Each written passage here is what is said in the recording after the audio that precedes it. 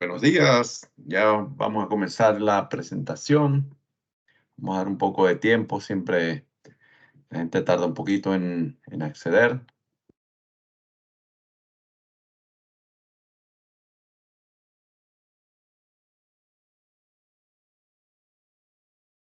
Bienvenido, César. Gracias por tu asistencia. Vamos a dar un par de minutos. De pronto comenzamos un poco con la introducción, el alcance del curso. Vamos a dar un minutito más.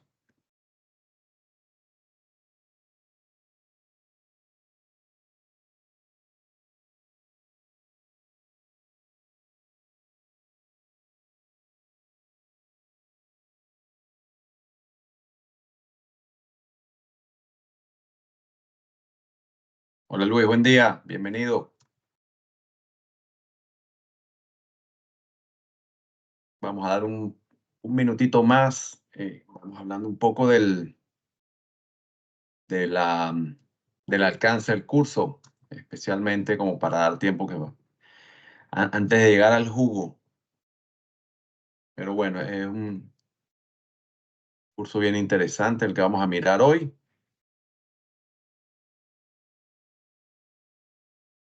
Para los que viven acá en Estados Unidos, este cumple con el RCEP. eh, Cualquiera que esté acá y que necesita créditos profesionales para el programa de educación continua, simplemente después del curso nos dejan saber. Nosotros enviamos un test y el resultado va directamente al RCP y le adjudican los créditos directamente. Digamos, nosotros simplemente generamos el cuestionario.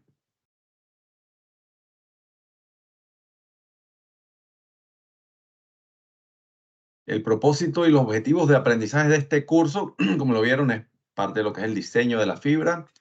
Eh, En este seminario vamos a analizar el porqué del concepto de la fibra, del tubo holgado, ¿no? Del diseño del tubo holgado.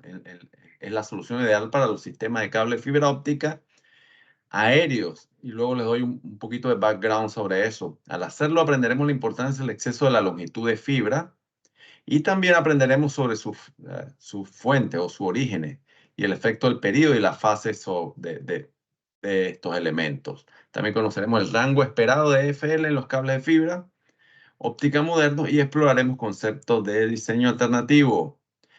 Al terminar este curso, usted estará en capacidad de indicar el beneficio principal del concepto de diseño de tubo holgado, el por qué. Técnicamente va a estar en capacidad de explicar el concepto de diseño de tubo holgado y por qué es el camino a seguir para los sistemas de cable fibra óptica, especialmente aéreos. Explicar también los conceptos de EFL, indicar dos fuentes potenciales de EFL en un cable de fibra óptica, indicar los rangos de EFL, indicar tres alternativas al diseño de tubo holgado, sus ventajas, desventajas relativas y cuándo estas alternativas son buenas soluciones. Además, vamos a dar ciertas recomendaciones finales para la selección del cable, ¿no? La agenda del curso, la introducción, ya la vimos, los objetivos, ¿ok?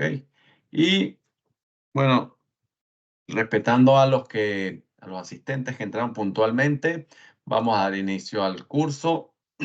Como les dije, el background o los antecedentes. Vamos a hablar especialmente de lo que son los loose tube para cables de fibra óptica, pero aplicaciones aéreas. Eh, ¿Por qué? Porque, bueno, básicamente los cables aéreos tienen una vida bastante dura, ¿no? Bastante compleja. Estos cables están bajo carga y expuestos eh, a los elementos de la naturaleza los 7 días a la semana, durante los 365 días del año, durante 24 horas. ¿Ok? O sea que estos cables no tienen descanso, que están totalmente a la intemperie. eh, y un cable dieléctrico, y esto puede ser en una vida útil en cables dieléctricos desde 20 a 25 años, Y entre 40 a 80 años para cables metálicos. Hablamos específicamente de un cable OPGW. Okay, la mayoría de las empresas de servicios públicos esperan que al menos un OPGW debería estar en 40, 80 años, que es un poco más robusto, o los materiales tienen mayor durabilidad que un cable de fibra óptica DSS. Pero hay estudios efectivos acá en Estados Unidos donde las empresas utilitarias eléctricas o las power utilities han llegado a la conclusión de que un cable bien diseñado puede durar hasta 70 años instalado eh, sin presentar problemas, ¿no? O efectivamente tienen que cumplirse ciertos parámetros. Uno, el cable bien diseñado, digamos, a nivel de ingeniería previo, no como el cable como tal, sino ingeniería del proyecto. Y lo otro, un cable bien fabricado eh, en la plata con materiales de buena calidad. Eh, Durante esta exposición, digamos, de tantos años, las condiciones ambientales cambian constantemente. O sea, el cable no está, digamos, en una temperatura estable. No, o sea, realmente hay cambios, digamos, entre el calor solar del medio ambiente. Hay diferentes cambios de vientos. Por ejemplo, acá en el sur de la Florida, aunque no tengamos, hablemos del Caribe, aunque no se tengan, digamos, temperaturas extremas a nivel de hielo o viento, sí hay temporadas de viento huracanado, sobre todo la zona de Puerto Rico, República Dominicana, Jamaica, Haití, ¿ok? Y en zonas, digamos, bien al norte o bien al sur, o también en zonas andinas, montañosas, sobre los 2.000, 2.500 metros sobre el nivel del mar, tenemos cambios también por estaciones, puede haber mayor presencia de hielo, ¿ok? No es de extrañar que estos cambios provoquen cambios en la tensión y el alargamiento del cable, pero ahora, ¿cómo va a afectar esto a la fibra como tal? Pensemos en ello un poco. Básicamente, imaginemos, como para entrar dentro del concepto, imaginemos un pedazo de cable, ¿ok? O un cable bastante, bastante sencillo, ¿ok? Supongamos que esto es un cable aéreo, eh, una sola unidad, con una longitud X. Esta longitud va a cambiar en respuesta a los cambios medioambientales, ¿ok? Una temperatura más baja, ¿ok? O al bajar la temperatura, de referencia, va a hacer que ese cable se contraiga a una, digamos, a una longitud Y, que efectivamente va a ser menor a la longitud inicial X, ¿no? Que tomamos en referencia. Por eso digo en referencia, porque durante el día hay diferentes temperaturas, ¿ok? Entonces la temperatura de referencia me va a dar una longitud X, una temperatura inferior a la X me va a dar a la de referencia, perdón, va a hacer que mi cable se contraiga y voy a tener una longitud inferior a la inicial de referencia. Una temperatura más alta o un aumento en la carga del viento o del hielo hará que el cable se estire, ¿ok? Voy a tener una longitud Z. Esto efectivamente me cambia la longitud del cable. ¿Ok? Estos cambios van a ocurrir independientemente del material utilizado, o sea, van a suceder sí o sí. Sin embargo, en cables dieléctricos, los cables plásticos, con relación a los metálicos, digamos, el cambio de temperatura no es tan efectivo, no es tan, digamos, notable, ¿ok? Sin embargo, para los cambios, para cuando hay viento o, digamos, elementos externos mecánicos que hagan cargas de viento o hielo, hace que este efecto sea mucho mayor, el alargamiento del cable. Sin embargo, en cables metálicos pasa lo contrario. El cambio de longitud debido a los cambios de temperatura es muchísimo más grande. El coeficiente de dilatación del cable, del metal, es 10 veces más grande que el coeficiente de dilatación de un cable plástico. ¿Ok? Sin embargo, los cambios de longitud debido a cargas es inferior. ¿Por qué? Porque el coeficiente de esfuerzo es superior al de los plásticos. Los plásticos tienen obviamente un coeficiente de carga o de esfuerzo inferior al metal. Estas diferencias son solamente el resultado de diferencias entre las propiedades básicas, ¿no?, de estos dos materiales. ¿Ok? Ahora pensemos en esa unidad que nosotros eh, ideamos al principio del curso, ¿ok? Y le vamos a colocar una fibra arriba y le vamos a colocar un pegamento a esta fibra, ¿no? El de su agrado, ¿no? La marca preferida. Acá Gorilla, Gorilla Glue o Pegaloca en Latinoamérica, ¿no?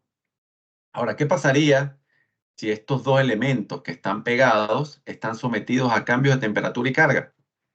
Va a pasar exactamente lo mismo, ¿ok? Una temperatura más baja hará que el cable y la fibra se encojan. Una temperatura más alta y cargas mecánicas sobre este cable va a hacer que haya un alargamiento, ¿ok? Ahora, ¿qué sucede? Ambos materiales no, al igual que sucede con el plástico y el metal, la fibra óptica como tal tiene sus propias propiedades físicas, ¿ok? Y van a tener respuestas diferentes a lo que tiene un elemento, bien sea metálico o plástico como tal, ¿ok? Por lo que las respuestas van a diferir, ¿ok? La fibra tenderá a resistirse a estos cambios, o sea, no va a funcionar o no va a responder al unísono que la unidad de lo que mencionamos al principio o ejemplificamos como cable, ¿ok? El cable, cuando el cable se encoge, la fibra puede que se doble, ¿ok? Rompiendo el pegamento. Más adelante van a ver una figura como lo ejemplificamos acá. Y cuando el cable se estira, la fibra también se verá obligada a estirarse o tal vez se rompa, ¿ok? Entendiendo un poco que la fibra es bastante rígida y no tiene esa capacidad plástica que puede tener el metal o el plástico como tal, ¿no? Entonces, si el cable, la fibra y el cable no trabajan juntos naturalmente en paz o al unísono, ¿ok? Más concretamente, ¿cómo se afectaría esta condición de funcionamiento y la vida útil de la fibra? Bueno, si las respuestas a uno son de naturaleza negativa, podemos encontrar unas maneras de agregar fibra a nuestro cable y evitar estas ramificaciones negativas. Veamos cada pregunta, ¿ok? Aquí hay dos preguntas que vamos a ejemplificar más adelante. La pregunta uno es, si la fibra y el cable no funcionan juntos, ¿cómo afectaría estos problemas? Bueno, el caso uno es cuando se encoge, ¿ok? Cuando el cable se está encogiendo, y lo dijimos al principio, es posible que esto se separe para doblarse, ¿ok? eh, Dijimos, esto es más rígido, la fibra normalmente es más rígida, eh, es bastante resistente, lo que pasa es que es bastante pequeña también, y digamos, sus niveles de resistencia comparado a la unidad general es inferior. Sin embargo, no, al ser un vidrio, los coeficientes de dilatación son bastante pequeños. Entonces, si esa longitud general se reduce, probablemente el cable se va a encoger. ¿Ok? Y la fibra se va a doblar y se va a separar, ¿ok? ¿Esto qué nos puede dar? Esto nos puede dar un efecto operacional, problemas de macroflexión, que podrían conducir a un aumento en la atenuación del cable, ¿ok? Esto de alguna manera pudiera eh, reducirse si se utiliza alguna fibra de estas nuevas que son insensibles a la afección, insensibles o tolerantes a la macroflexión, ¿ok? Y probablemente este tipo de, digamos, este encogimiento, aunque me dé problemas de transmisión, es posible que no me impacte la vida útil del cable como tal, o de la fibra, ¿ok? El caso 2, cuando el cable se está estirando, ¿ok? Eh, Dijimos que la fibra también debe estirarse o romperse a sí misma en el enlace o en la junta, en la unión. Entonces, ¿cuál es el efecto operativo en este caso? Probablemente a nivel de la fibra de transmisión no va a haber problemas, no va a haber problemas de atenuación, ¿ok? A menos que esa fibra se rompa, ¿ok? Eh, la fibra, digamos, en línea recta o la fibra si no se ha roto, es bastante resistente. Sin embargo, cuando la fibra está expuesta a esfuerzos de tensión, ¿ok? y excediendo el límite seguro, es posible que vamos a tener un efecto adverso en la vida útil de ese cable. ¿Ok? Entonces, ese es un punto clave. ¿Ok? Luego lo vamos a revisar bien. Ahora bien, si el estiramiento excede el límite seguro, es probable que haya un efecto adverso a la vida útil. Lo mencioné anteriormente. Esto plantea dos preguntas. Ajá, ¿cuál es ese límite seguro? ¿Qué es? ¿Podemos cuantificar el grado de efecto adverso? O sea, realmente la vida útil ¿cuánto se me va a cortar esa vida útil si la fibra realmente está expuesta a esta tensión, sometida a una tensión, ¿ok? Que excede ese límite seguro. Bueno, afortunadamente, entre otros fabricantes, Corning hizo una investigación y en su fibra ellos dan un índice que le llaman expectativa de vida, ¿ok? O vida esperada, lifespan likelihood. Realmente es una probabilidad, no es una garantía. Y es importante que nosotros tengamos claro eso, ¿ok? Eh, es posible que suceda, es posible que no, pero tampoco es una garantía que podamos ir hacia el fabricante. Es posible que hayan batch con problemas. Pero en general, la investigación de Corning sobre estos efectos se resume de la siguiente manera. Si la tensión sobre la fibra, ¿verdad?, está por debajo del 0,2%, la vida útil de la fibra, no del cable, ¿ok? Aquí estamos hablando del vidrio, del glass, es aproximadamente de 40 años o tiene la expectativa de vida de 40 años. Ahora bien, si esa tensión de la fibra excede ese 20%, ¿ok? La vida útil por lo menos a 33%, la vida útil de esa fibra se me reduce de 40 años a 4 horas. O sea, si en 4 horas esa fibra está expuesta a un 33% de esfuerzo, la fibra me va a fallar, se me va a romper, ¿ok? Y voy a tener problemas. Y si esa tensión en la fibra es superior a 50%, así sea un segundo, la fibra se me va a romper, ¿ok? O la vida útil de la fibra se reduce a un segundo. Entonces, estos son, como les comenté anteriormente, esto es una estadística, ¿ok? Es una probabilidad, lo que le llaman ellos la vida esperada, no es un cálculo de vida garantizada, pero digamos, todavía hay un riesgo bajo de roturas sobre la fibra, digamos, alrededor de 0,005 roturas por millón. Esto sobre todo por el tipo de diseño, ¿no? Y ya lo vamos a ver más adelante. Se diseña bajo ciertas condiciones para que la fibra dentro del cable funcione bajo estas condiciones. Por eso es muy importante, aunque parezca o muchas veces en campo los instaladores dicen, bueno, mi fibra está diseñada para 100 metros bajo estas condiciones. Yo la voy a poner a 120 metros o a 130 metros. Ok, es posible que en alguna condición de estas, de viento extremo, si alguna condición al año donde se consiguen esfuerzos bastante altos, yo llego a alcanzar o a exceder mi límite seguro de esfuerzo sobre la fibra, le estoy reduciendo la vida útil de mi fibra. Bueno, fíjense que simplemente exceder este valor eh, en un 13% me está cambiando la vida útil, bueno, 40 años menos, ¿no? A horas. Y una mala noticia es que una vez que la fibra se puede someter a cierto grado de esfuerzo, ¿verdad? Y luego liberarse. Supongamos que no es 4 horas, pero puntualmente durante una hora estuvo eh, sometida a este esfuerzo, ¿ok? Sí, y luego la fibra release, ¿cómo se llama? Se desestresa. ¿Ok?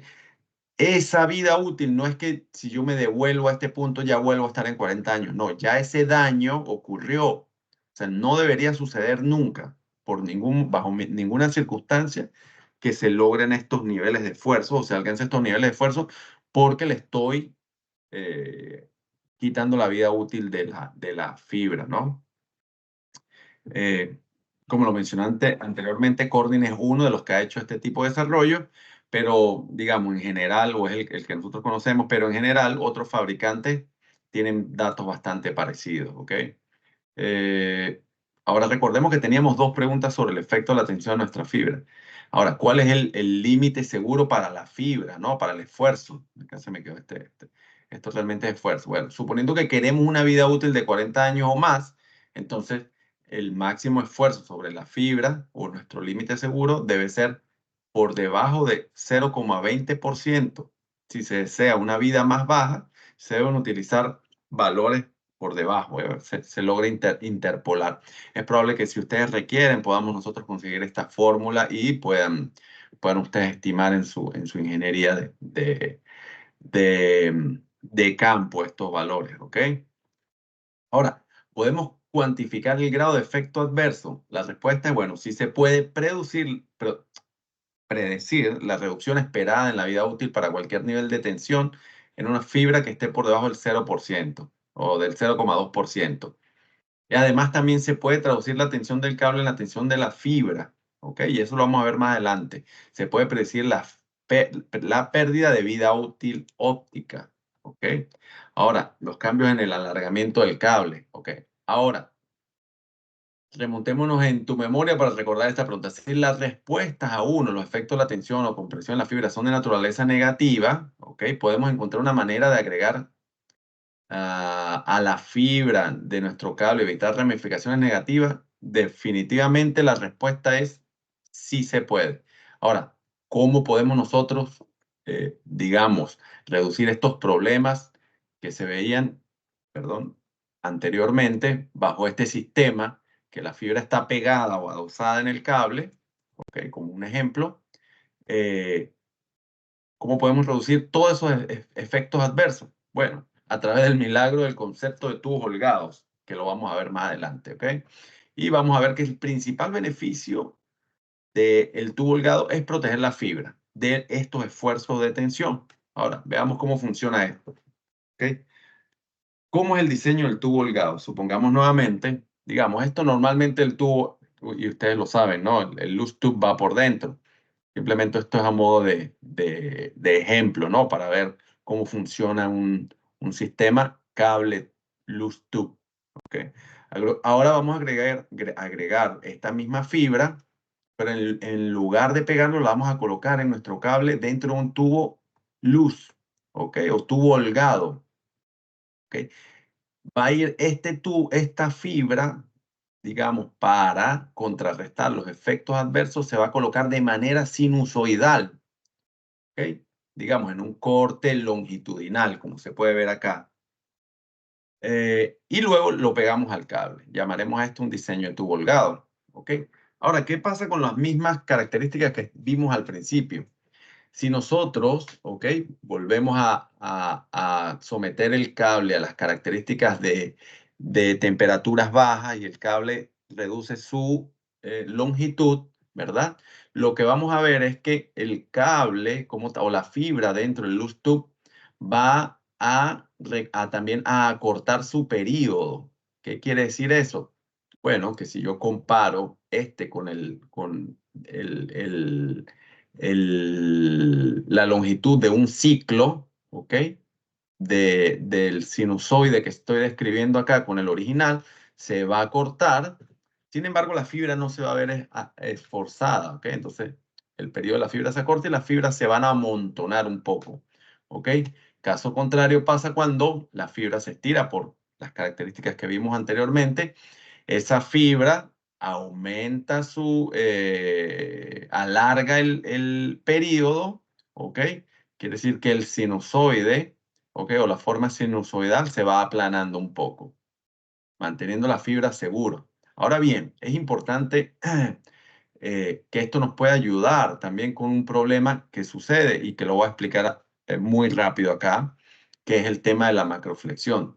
Dijimos que la macroflexión, o explicando un poco, la macroflexión es la pérdida de transmisión o digamos, o la atenuación generada cuando se alcanza un doblez tal que es superior al maximum bending radio, al máximo radio de flexión, haciendo que pierda la reflexión de la luz y se pierda se pierda la señal o atenúe mi fibra. Pero el otro efecto es lo que llamamos microflexión. Ahora, ¿qué es la microflexión? La microflexión es el efecto que sucede cuando dos fibras se interponen o se cruzan, ¿ok? Entonces, una fibra con otro, hay una microflexión, vale la redundancia, y esto también me genera pérdidas, ¿ok? Y entonces es un elemento que debemos considerar para el diseño del cable, al menos los fabricantes, ¿no? Entonces, como lo expliqué anteriormente, la macroflexión es la pérdida de la señal por demasiada flexión, ¿ok? Se excede del máximo radio de flexión y en consecuencia, bueno, pérdida de la reflexión total, atenuación, ¿ok? Esto es problemático.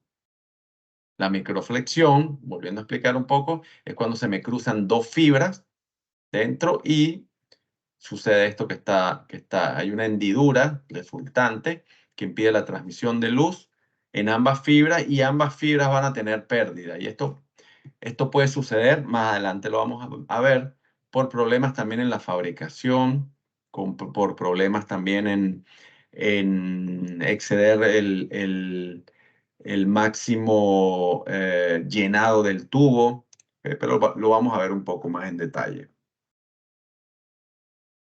Ahora, ¿cómo nuestro tubo de fibra nos va a ayudar con este problema? Ok, la contracción, como lo dijimos, esperaríamos un problema con nuestra fibra solamente cuando la temperatura es tan baja que la contracción haya causado que las fibras se amontonen tanto por macroflexión. Es decir, si la temperatura es tan baja, ¿ok?, que el acoplamiento o la fibra acá se superpone o puede doblarse tanto que voy a tener problemas de macroflexión, ¿ok?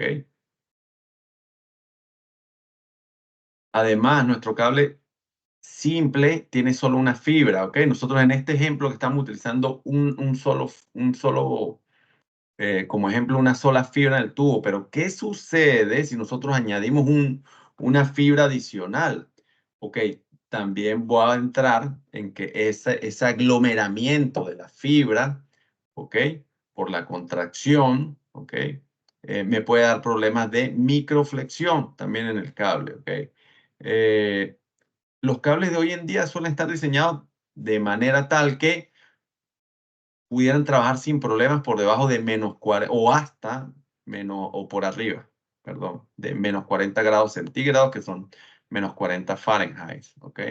Eh, pero teniendo referencias, digamos, de una condición extrema que se requiera, se pueden hacer diseños para que el cable funcione bajo condiciones incluso más extremas, como se indica acá, ¿ok? Ahora bien, nuestra mayor preocupación es el estiramiento, ¿ok? ¿Por qué? Porque puede resultar en el esfuerzo de la fibra y realmente en la vida útil de mi cable, de mi fibra y de mi cable, entendiendo que el cable obviamente lleva la fibra, pero la fibra es el alma del cable. Si la fibra pierde vida útil, definitivamente yo voy a perder mi cable. Entonces, esperaríamos un problema solamente después que el alargamiento ha sido suficiente para aplanar completamente la fibra. A partir de que si el estiramiento es tan extremo que la fibra, digamos, empieza a someterse a esfuerzos, es cuando la fibra realmente se aplana o se alarga, se endereza, sería el término adecuado, ¿ok? Aplanar es, digamos, en 2D. Sin embargo, en 3D el término realmente sería se endereza. ¿Ok? Este grado de elongación no va a ocurrir solamente por cambios de temperatura. Esto también por esfuerzo de hielo, por esfuerzo de viento, como lo indicamos anteriormente. Pero podemos ver que el diseño del tubo holgado protege la fibra al menos una cierta cantidad significativa de tensión. ¿Ok? Vamos a hacer algunas referencias de lo que hemos visto hasta ahora y definamos también un par de términos. Los términos que vamos a mirar es que, digamos, la inferencia 1 sería, si la fibra en el tubo holgado tiene forma sinusoidal, ¿verdad? Entonces la longitud de la fibra debe ser mayor que la del tubo holgado. obviamente, ¿ok? Quiere decir, la primera inferencia quiere decir que como yo no voy en línea recta al unísono del cable, ¿ok? Sino de manera sinusoidal, obviamente la longitud de la fibra va a ser mayor a la longitud del cable, ¿ok? Y esto es lo que nosotros, digamos, la longitud de la fibra mayor que la longitud del cable, y a esto lo que se le llamara, o lo que se le llama el exceso de longitud de fibra. Eh, nosotros le ponemos longitud extra de fibra, que realmente es la diferencia entre la longitud real de la fibra y la longitud del tubo, ¿ok? Pero en términos de fibra óptica se le llama esto EFL, que es Excess Fiber Length, o exceso de longitud de la fibra. La segunda diferencia es que siendo la longitud de la fibra mayor a la longitud del tubo, entonces la proporción entre esto, ¿verdad? Siendo la mayor este que este, debe ser mayor a 1, ¿ok? Si yo divido, digamos, el valor, tengo 1 metro de fibra o 1.1 metros de fibra, ¿verdad? Lo voy a dividir entre 1 metro de tubo, ese valor va a ser 1.1, o sea, va a ser mayor a 1. Siempre un valor mayor dividido entre uno menor va a ser mayor a 1, ¿ok? En la fabricación actualmente de cable, la mejor práctica es que haya entre un 0.25 y un 0.30% más de fibra que de tubo. Fíjense que no es tanto, ¿ok? Por lo tanto, esa relación, cuando hago la división, va a ser, fíjense, de 1.0025 a 1.0030%. Perdón, 1.0030 la relación. Quiere decir que el exceso de fibra debería estar entre 0.25 a 0.30. ¿Ok? Acá algunos ejemplos o algunos parámetros a considerar. Si el EFL, ¿verdad?, está por debajo del 25%, significa que el tubo está mal diseñado. ¿Ok? Excepto algunas excepciones, voy a tener problemas. A mayor EFL, ¿verdad?, voy a tener mayor resiliencia del cable o mayor cantidad de vidrio que pueda flotar en ese tubo sin verse sometido a esfuerzo, ¿ok? Se pudiera decir que el EFL puede llegar hasta un 40% para algún tipo de diseño, especialmente para tubo central, no para el tubo helicoidal, ¿ok? Bueno, como indiqué, en general un EFL más alto es un EFL mejor.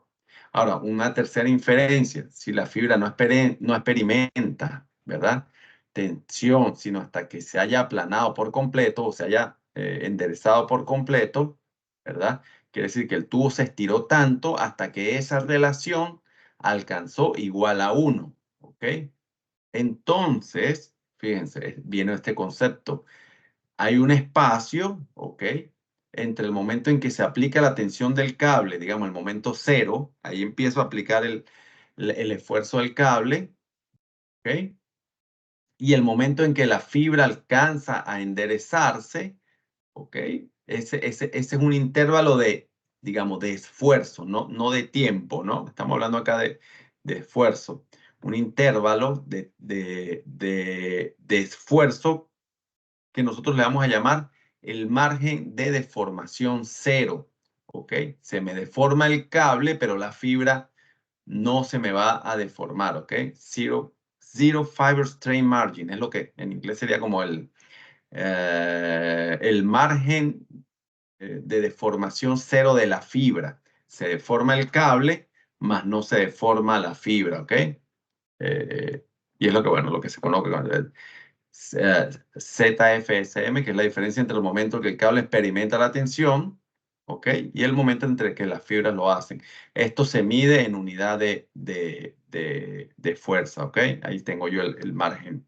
Y se expresa como, bueno, en términos del cable, como el Zero Margin Strain Fiber, y ustedes lo van a tener, ¿no?, en kilonewtons, saben hasta qué momento el cable puede funcionar sin verse afectada la fibra. También se puede expresar como un porcentaje de la resistencia nominal a la ruptura, ¿ok? Digamos, normalmente puede ser entre un 40%, dependiendo del tipo de cable. Más adelante hay ejemplos, ¿ok? Pero sí, en general se estima como un porcentaje de la carga de rotura, ¿ok? Acá, bueno, hay diferentes términos. Rupture Breaking Strain, que es de esfuerzo de rotura, o el Rupture Tensile Strain o Ultimate Tensile Strain, UTS también le dicen, ¿no?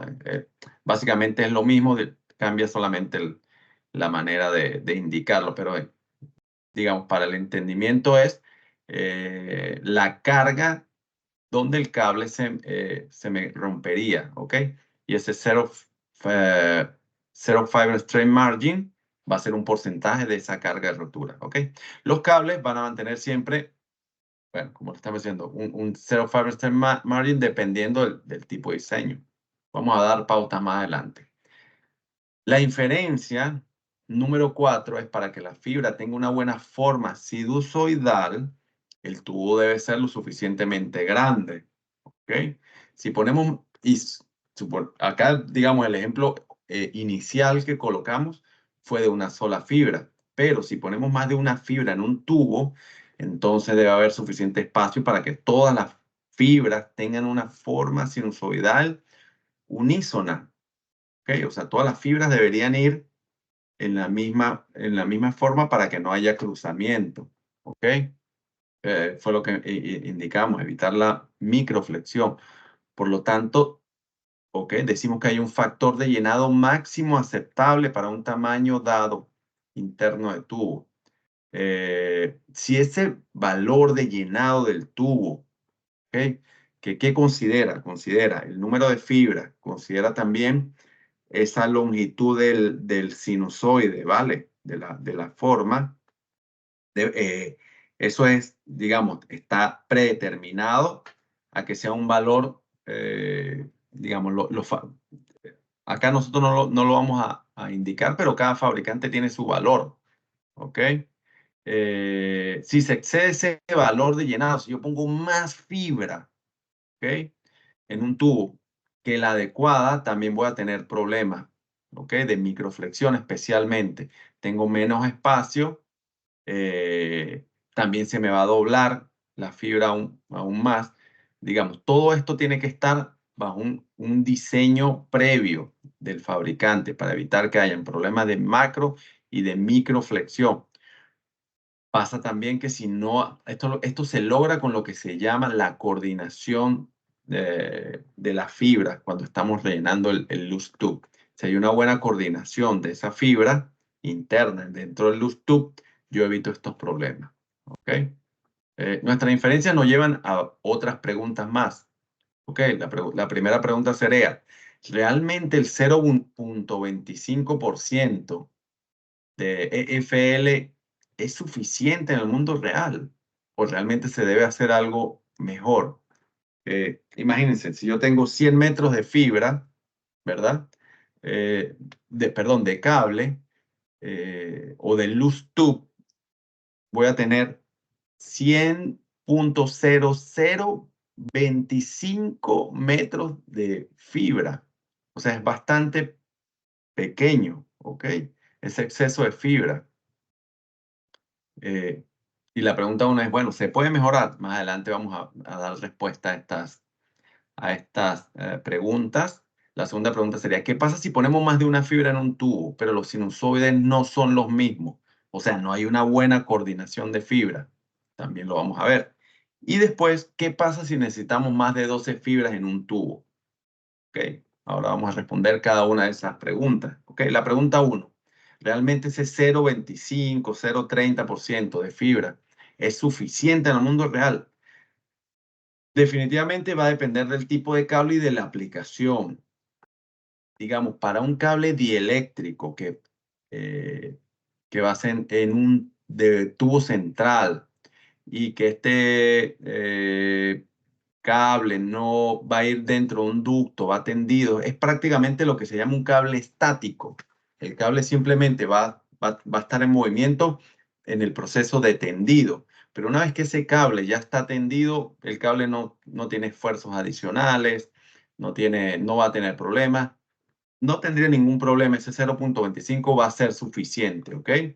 Ahora, si estamos hablando de un cable ADSS con todas las condiciones que en principio mencionamos, cambios de temperatura, esfuerzo, viento, se le guindó un instalador, suceden muchas cosas, ¿no? Cambios de temperatura alrededor del día, pues definitivamente esto no va a ser suficiente, ¿ok? De pronto para un cable metálico con un tubo central tipo C, o sea, es posible que también no sea suficiente, ¿no? ¿Cómo se hace? Bueno, más adelante vamos a ver un poco cómo se corrige. ¿Podemos hacerlo mejor? Definitivamente la respuesta es sí. Ahora, ¿cómo podemos enhebrar el tubo? Veamos el efecto de trenzar el tubo. Ok, para entender un poco cómo funciona, digamos, el ejemplo inicial era la fibra sobre el tubo, después la fibra en un loose tube recto y después la fibra sobre el tubo. Ahora, ¿cómo mejoramos nosotros para que esa diferencia sea mejor? Bueno, hacemos el trenzado de el loose tube. Y para entender un poco de cómo funciona eso, es simplemente ver la forma de un resorte, ¿ok? Tenemos esta longitud acá, digamos, en perspectiva, pero cuando sumamos todo el recorrido, si nosotros colocamos una fibra dentro de este resorte, ¿ok? El efecto final va a ser que va a tener muchísima más fibra, ¿ok? En esa forma de resorte, ¿ok? Por lo tanto, si se trata de un tubo con fibra y lo envolvemos, pues, efectivamente nuestro FL va a aumentar considerablemente, ¿ok? En la vida real, ¿qué sucede? Esto es el corte de un cable OPGW, ¿ok? Digamos, en los cables de fibra óptica, el trenzado es similar, sin embargo, que le llaman oscilatorio, o sea, va a ir en un sentido y luego se devuelve, pero, digamos, el concepto general es este mismo, ¿ok? Que es de resorte. ¿Ok? Y lo que se le llama el lay length, ¿ok? Es la distancia que este tubo va a dar una vuelta completa, ¿ok? Y eso es lo que llamamos nosotros acá el lay length. Una vez la distancia para que un elemento a través de un tubo central de 360 grados. Ahora bien, tenemos que el EFL resultante, la forma helicoidal del tubo, ¿ok? Por lo general puede ser del 2.5% o me incrementa un 2.5% o es el EFL, es decir, es 10 veces superior, ¿ok? A lo que habíamos estimado la fibra dentro del tubo. Por eso muchos fabricantes, cuando hablan del exceso de fiber length o de la longitud de la fibra, simplemente se refieren al exceso digamos, al EFL, simplemente por el efecto del tubo y prácticamente desprecian el de la fibra. Sin embargo, ambos dos funcionan deben funcionar en conjunto. Es decir, dentro del loose tube, la fibra tiene un exceso para su comportamiento a lo largo del tubo, pero después el tubo en esta situación va a también darme un exceso de fibra para evitar que la fibra bajo ninguna circunstancia se me enderece o se me aplane, ¿ok? Poco la explicación acá. Entonces, las dos fuentes trabajan en conjunto para impulsar el ZFSM del cable. Entonces, ahora debemos referirnos a que la longitud de la fibra para calcular el FL o la relación, no solamente la longitud de la fibra sobre el tubo, sino sobre el cable, ¿ok? Aquí ya no entra el tubo, sino el cable en general. Y el FL debería ser alrededor de 1.025, a menudo llamado el factor de hélice, y esto el fabricante lo tiene como patrón. Digamos, los fabricantes que mantienen este valor muy bajo es porque quieren utilizar menos fibra, también vas a utilizar menos material. Tampoco puedes excederte, ¿no? Hacer esto muy, muy tupido porque también tenemos problemas de microflexión, de macrobending internamente de la fibra o que se exceda el factor de llenado del tubo. ¿Ok? La segunda pregunta que habíamos hablado. ¿Qué pasa si yo coloco más de una fibra en el tubo, pero los sinusoides no son los mismos? Ok, va a pasar algo como lo que estás representado acá en esta figura. Tenemos la fibra azul, la fibra verde. Al no ir en la misma frecuencia, ok, el sinusoide, tener otro período, se va a cruzar en múltiples puntos. Fíjense, acá tenemos, se cruza acá, acá, acá, acá, generando que yo voy a tener problemas de microflexión, pérdidas de atenuación en la fibra. ¿Cómo se controla esto? Bueno, definitivamente si se tiene, esto sucede cuando, digamos, la fibra verde tiene más longitud que la fibra azul, ¿ok? Entonces, para poder rellenarla o para poder meterla en el loose tube, eh, definitivamente van a tener diferentes periodos y se van a cruzar. ¿Ok? Entonces, ¿cómo se controla esta? Actualmente esto no es un problema muy común. Digamos, los equipamientos para la formación de loose tube son bastante eficientes actualmente, los equipos modernos, pero a su vez se hacen controles durante la fabricación del loose tube y también se deberían hacer pruebas ópticas una vez finalizados bien sean los loose tube, luego se hace una prueba óptica al finalizar los núcleos y se hace una prueba final de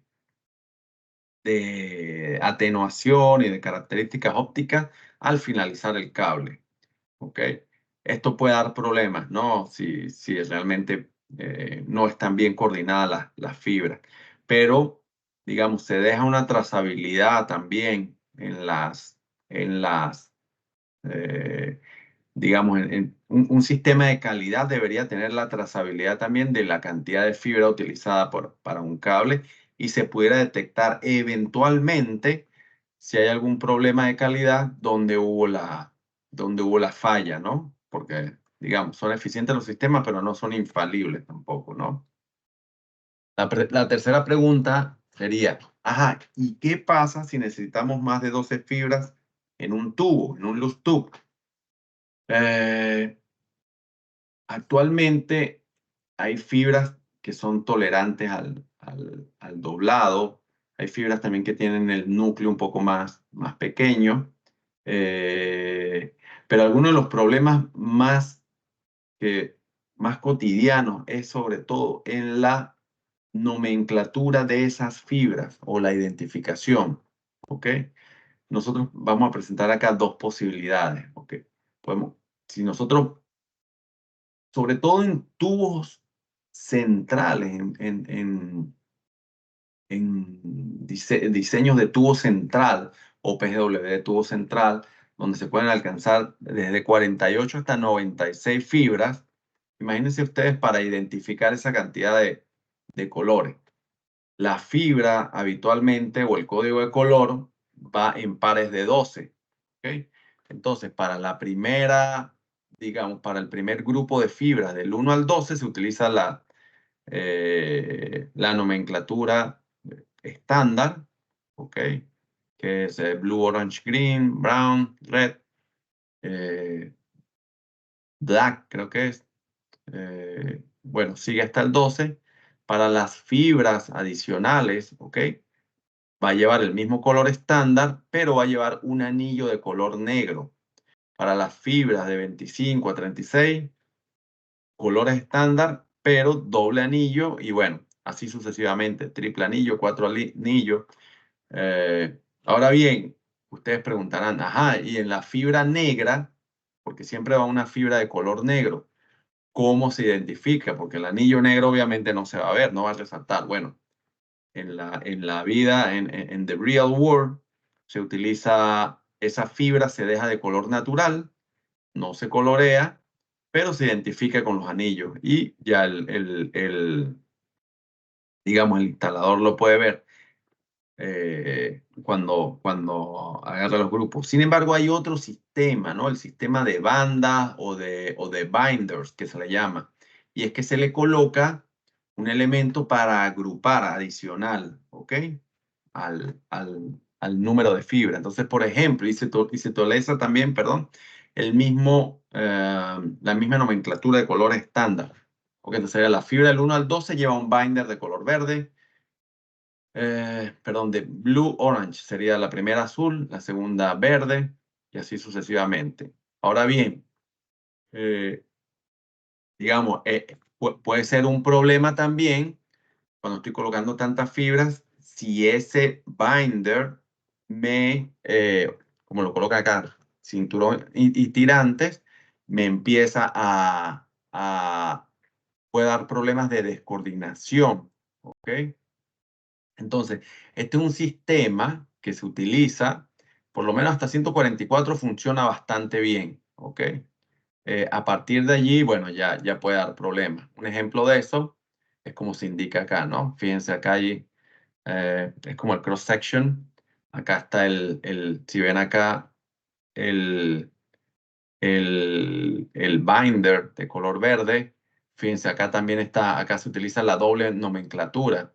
La fibra blanca, como lo ven acá, tiene doble anillo, acá tiene doble anillo. O sea, es bastante fácil de diferenciar, ¿no? Este es el ejemplo del loose tube del 25 al 36, ¿ok?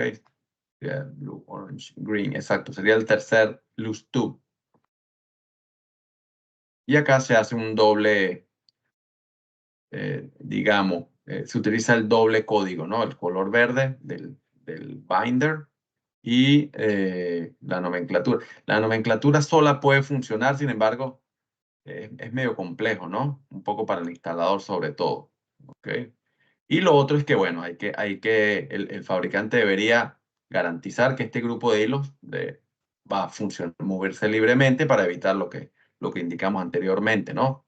Hay que tener realmente en cuenta que el control del EFL durante la formación del loose tube sea bien coordinado, que el EFL sea consistente, o sea, que todas las fibras tengan la misma cantidad, ¿ok? Para evitar, bueno, los problemas que anteriormente indicamos, macro y microflexiones. Bueno, como le dijimos, la mayor ventaja de esto es que acelera significativamente la preparación del cable, ¿no? Yo la verdad no sé cómo hacen los instaladores. Yo soy un poco daltónico ahí, veo todos los colores iguales. Las gafas no son de adorno. Eh, Ahora bien, vamos con el concepto del esfuerzo sobre la fibra. Y esto es un elemento que, bueno, eh, quiero hacer bastante hincapié porque realmente es el factor de mayor cuidado en la fibra, ¿no? Eh,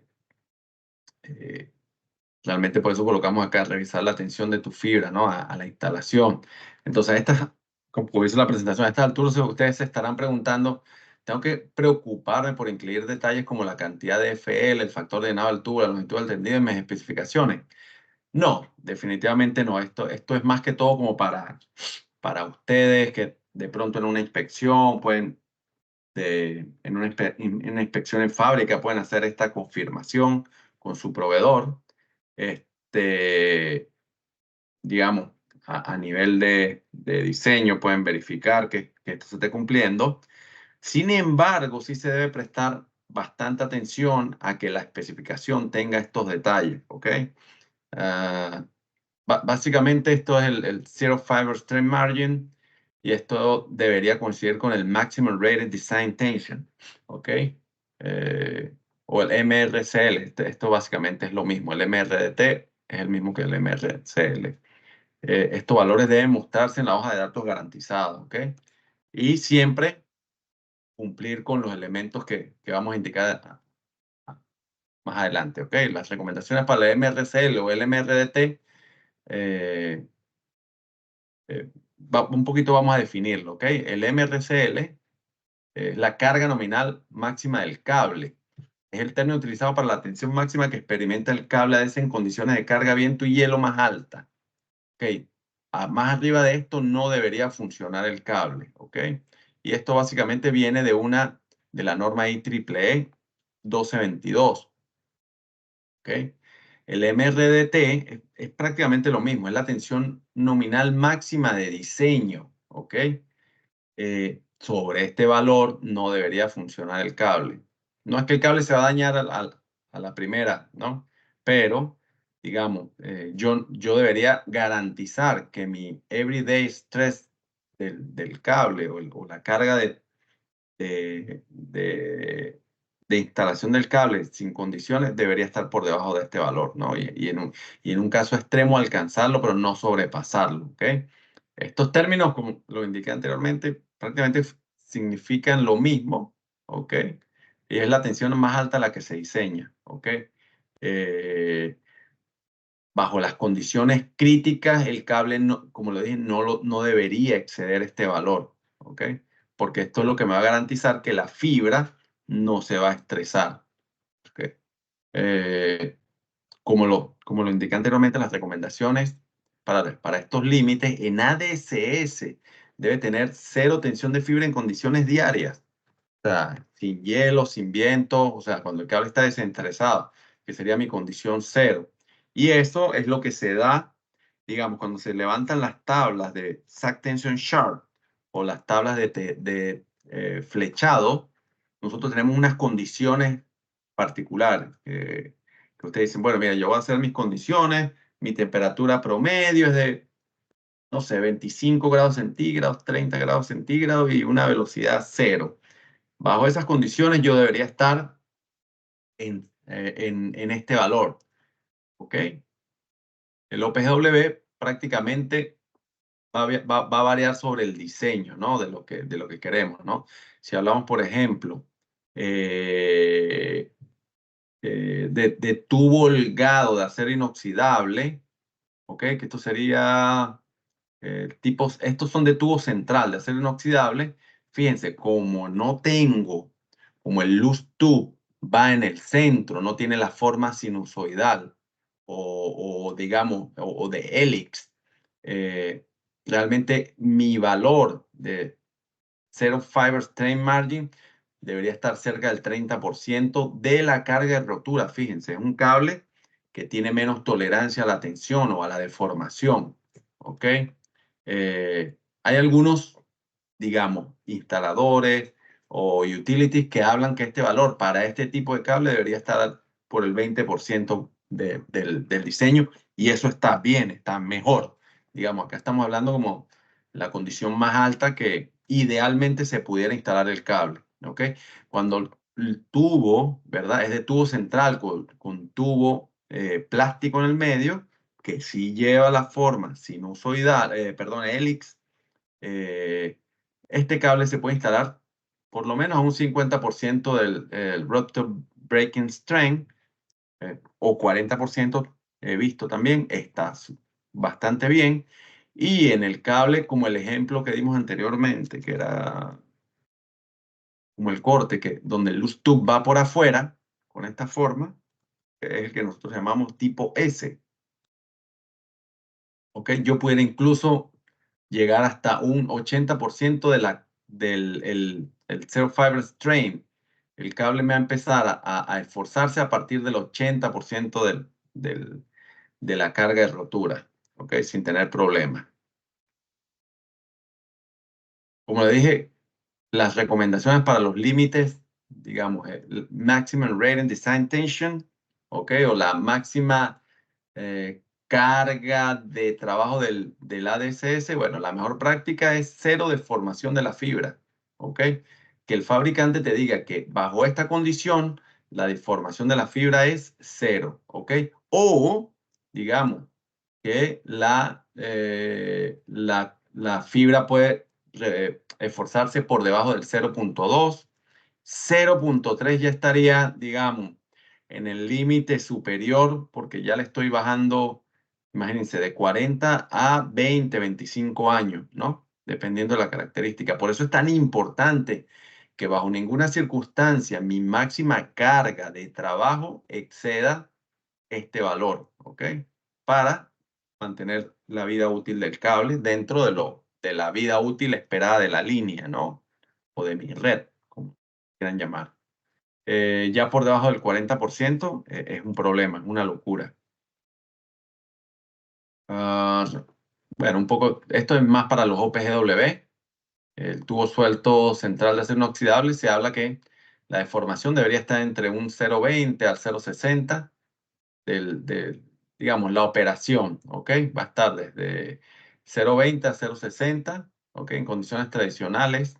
En el tubo de aluminio, que dijimos la condición 0, debería estar entre 40. Bueno, aquí se puede trabajar entre un 20 hasta un 60% de tensión en el cable sin tener problemas. Y el del tubo S, que es digamos, el más tolerante al esfuerzo de tracción, se puede trabajar desde un 0 hasta un 80%. Igual, todo esto digamos, toda la ingeniería en OPGW considera todos estos elementos y cuando se hace la selección del cable, esos parámetros se le dan al fabricante y él debería devolver la especificación técnica considerando todos estos elementos. ¿Ok? Al principio dijimos que también íbamos a hablar de algunas otras alternativas que se pudieran a los tubos holgados que hayan en la industria. Bueno, ¿qué más hay disponible en la industria? Bueno, está el type buffer, que básicamente que cada fibra tiene su cubierta exterior, ¿ok? Puede llegar hasta 900 micrómetros, casi 1 milímetro. Digamos, beneficios de esto, bueno, es más fácil de trabajar, es flexible. Si van a colocar conectores, es bastante más sencillo. Sin embargo, como es muy difícil, esto va todo dentro de un tubo central, ¿ok? Esto es muy difícil de coordinar, la fibra es mucho más rígida y prácticamente esto es como para utilizar en indoor, ¿ok? En nada vertical, ni cables aéreos, todo, solo para cables de ducto, ¿ok? ¿Por qué? Porque el Zero Fiber Strength Margin es nulo o muy, muy bajo, ¿ok? Eh, Acá te dice terrible para instalaciones aéreas, que no debería utilizarse.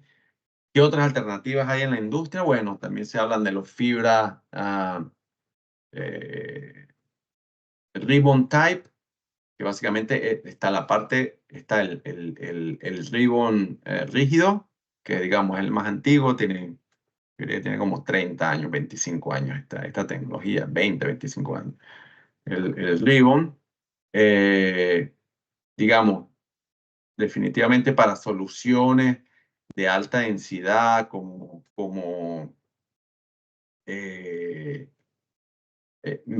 data centers o cables de ducto, es una alternativa. Y la otra alternativa es el que llaman, bueno, no, valga la cuña, ¿no? Tipo spider, que lo puedes enrollar, ¿ok? Va pegado en ciertos puntos, que es bastante fácil de fusionar. Hay equipos el tema es que necesita un equipo especial para funcionar este tipo de fibra. Obviamente el proceso de fusión con el equipo adecuado es inmediato, ¿no? Es muy, muy rápido. Yo puedo, no sé, fusionar 864 fibras en cuestión de minutos, de segundos, lo que le tomaría a un empalmador profesional un día, ¿no? O más en empalmar un enlace con esta cantidad de fibra. Bueno, pero como lo digo acá, digamos, hay aplicaciones. Lo otro también hay este tipo de soluciones que viene un tubo central, perdón, un elemento central, eh, Central Strand Member, probablemente de FRP, ¿ok? Y alrededor lleva fibras tight, ¿no? Eh, Aumenta un poco el ZFSM, ¿ok? Sin embargo, digamos, la densidad de las fibras es bastante corto. Diría que es más como para aplicaciones de subestaciones donde no haya mucho tipo no haya mucho número de fibras, donde yo requiera que de pronto mi cable esté preconectorizado y me pueda ayudar eventualmente a hacer conexiones bastante rápidas. Eh, Esto está pegado con un epóxico para mantener la fibra. Es otra alternativa, ¿no? Ahora bien, recapitulando un poco, ahora, bueno, entienden un poco cómo es sé que es mucha información, eh, pero entienden un poco el concepto del tubo holgado, ¿no? De la función, que es prácticamente suspender la fibra y aislarla de los esfuerzos, de las condiciones medioambientales de esfuerzo.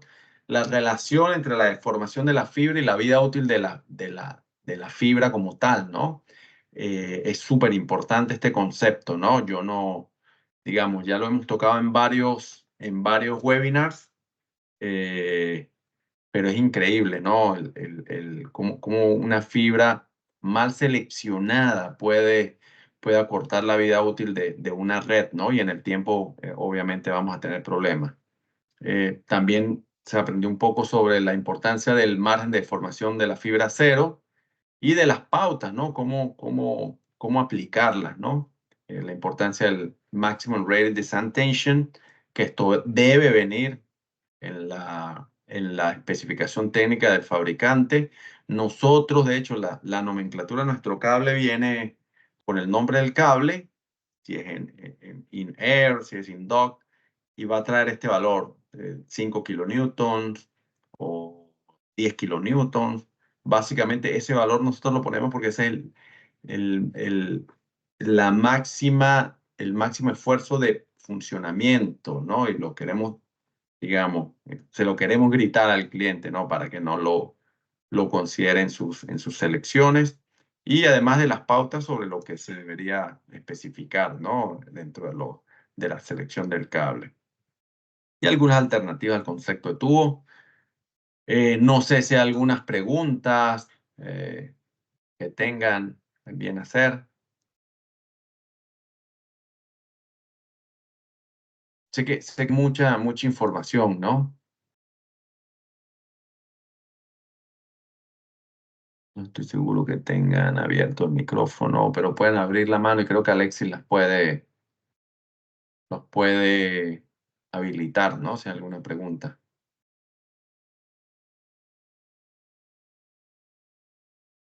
Ah, mire.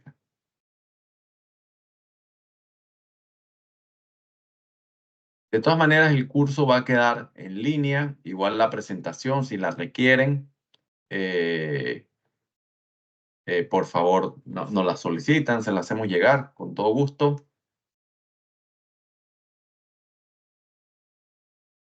Bueno, creería que entonces quedó todo claro o todo muy, muy denso. Agradecemos a todos por su atención. Los esperamos en una próxima edición. Bueno, nada más que darle las gracias y desearle una muy feliz tarde y un muy buen almuerzo a todos. Gracias, Ale. Estamos a sus órdenes. Oh, gracias, Luis. Estamos a la orden. Aquí siempre a la orden. Realmente tratamos de que los cursos sean bien, eh, vamos al tema técnico, no a un tema de- de promover un producto como tal, sino de darle la información técnica. Bueno, muchísimas gracias y feliz tarde a todos.